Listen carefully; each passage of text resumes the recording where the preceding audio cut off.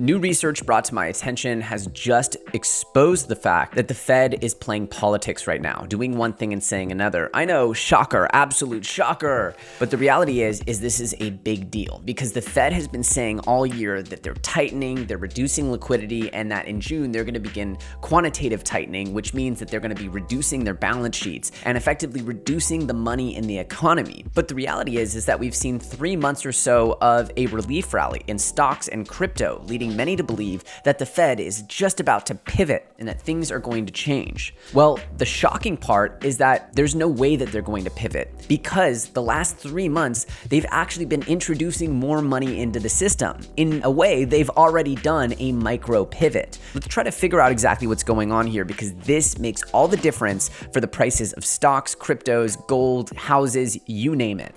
Here you can see a chart of the total USD liquidity, and what we see is that since late June, we've seen an upward trend, the white line, of liquidity in the system. Now, this tool was brought to my attention by Arthur Hayes in his new article, Teach Me Daddy. I highly recommend you read it. Effectively, when the US liquidity creates number go up, this means that Fed's balance sheet increase, or the RRP balances decrease, or the TGA decreases. There's actually 3 factors here, not just one. Meanwhile, even though the Fed has been increasing rates and saying that they're going to reduce their balance sheets, they actually haven't had all 3 of these going in the same direction. The result has been more liquidity in the system than there was at the start of June. My point is that the Fed right now seems to be playing politics. I said that they would look to keep things cool during the election season, and that is exactly what it seems like they're doing. We're not actually seeing the Fed doing what they said they would be doing. They're actually adding money to the system, which is giving some relief to stocks and cryptos,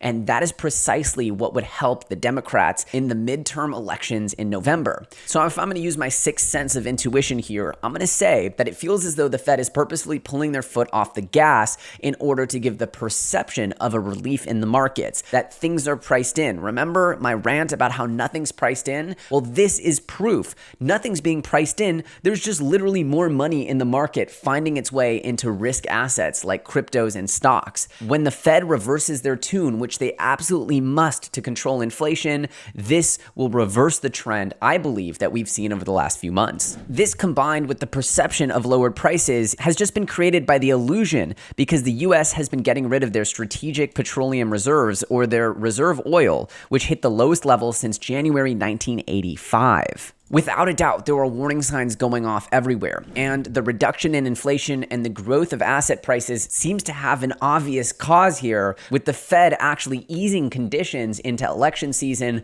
while the government rapidly gets rid of their oil reserves to control the cost at the pump. This all seems like a desperate attempt to buy votes, but wait, it gets even worse. We have here today a tweet from the President Joe Biden saying, "In keeping with my campaign promise, my administration is announcing a plan to give working and middle-class families breathing room as they prepare to resume federal student loan payments in January 2023. I'll have more details this afternoon. Effectively, they're forgiving up to $20,000 in student loans, $10,000 if you didn't receive Pell Grants. So effectively, for over 9 million people, you could receive between $10,000 and $20,000 of loan forgiveness.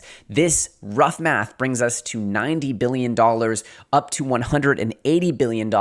Let's just go ahead and call it $100 million, though it's probably more than that, of loan forgiveness, which you can see as a form of stimulus. So in a world where goods and services are spiraling out of control, way unaffordable for average working people, as priced in US dollars, we're seeing the Fed actually ease monetary conditions into the election, as well as this last-ditch effort to hop on the student loan forgiveness bandwagon and hopefully earn the Dems some points in the midterms. Now, I want to be very clear. I do not support the Democrats or the Republicans. I am not politically affiliated. Both governments tend to spend, and I'm not going to get into a political debate here. The point is that what we're seeing right now is very bad because what we know we need to do to control inflation is not being done. In fact, the opposite is being done. We're seeing way more money enter the system, which means that to actually control inflation and to prevent something from truly breaking in the economy, well, the government will have to step their game up. And we can assume that that game might be stepped up after the election. Again, everything that I was looking forward to and predicting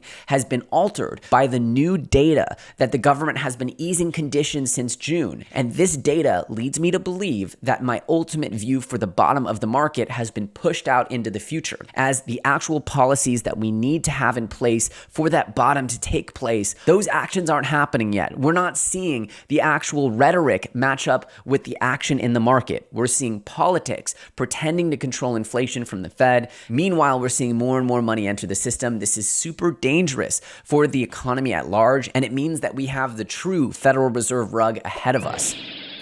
I'm going to be doing a video in the next day or so explaining why this particular recession and this bear market might be the last of its kind to establish asset ownership in key areas of the economy, namely cryptocurrency, that I believe will never experience such a dramatic opportunity in the future. It is what I'm building the next decade of my portfolio strategy around, and I sincerely hope you enjoy and benefit from these videos. If you do, smash that like button and subscribe with the bell notification on, because I'm going to be bringing you content that I hope helps you get ahead and stay ahead of this rapidly changing market and economy. As always, if you're looking for the best way to average in and start buying this dip in the future, of course, I do promote a dollar cost average strategy, which is a set it and forget it, buy a little bit each week, the little old lady strategy, if you will, which is generally considered the least risky way to accumulate cryptocurrencies.